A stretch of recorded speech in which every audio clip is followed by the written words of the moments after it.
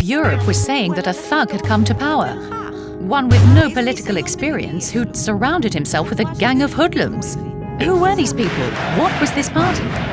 The echoes that we find in our own time of the Nazi seizure of power are in a number of different areas. Hundreds of white nationalists storming the University of Virginia.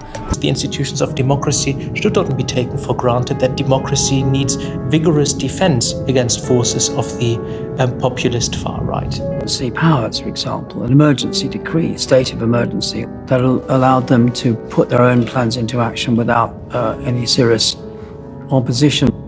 And we're here for a very serious purpose, Something's out of control, but we're going to put it in control very quickly like we did on the southern border. I'm announcing a historic action to rescue our nation's capital from crime, bloodshed, bedlam, and squalor. Hitler realizes that if he tells a very simple message, it doesn't matter if they're true or not. The point is that you have to keep repeating them, keep hammering them in. Make Germany great again. Restore the economy. They are empty slogans, but they're carrying a message that, although vague, is very powerful. Make America powerful again. We will make America wealthy again. We will make America strong again.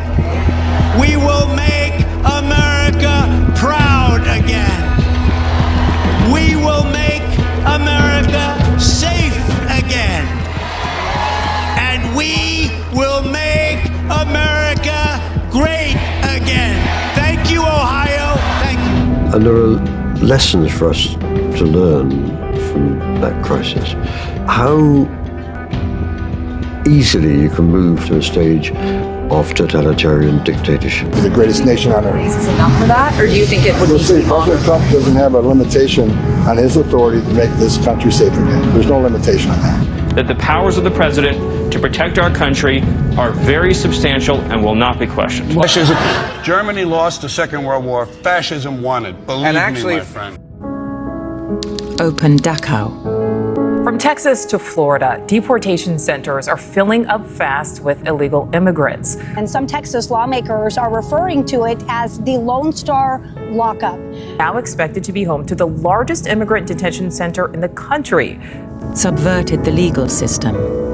If the administration claims it is not breaking the law, then why is it fighting against an order that forbids it from breaking the law? Created the Gestapo and begun to pollute the minds of the German people with the Nazis' racist doctrine. Anchor babies, their parents, their grandparents, we're going to put kids in cages, it's going to be glorious. Them based on how they look, what language they're speaking, and what kinds of jobs they have. The White House argues that the practice meets reasonable suspicion. Department of Homeland Security is firing back, saying law and order will prevail. Unelected judges are undermining the will of the American people. The rise of the Nazis was not inevitable. There were many warning signs.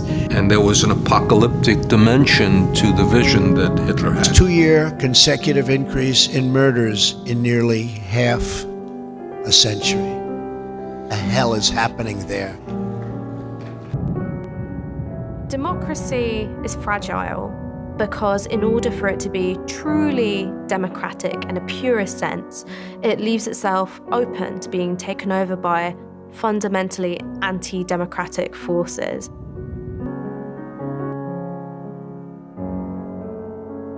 Here we are in the 30s. Violence is taking place, society becoming divided. Do people see what's really happening? The idea that they're on the side of the subhumans is meant to rally people so that they think that violence is acceptable. And we know this can work.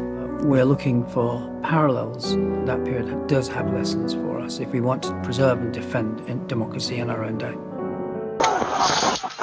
They were peaceful people. These were great people.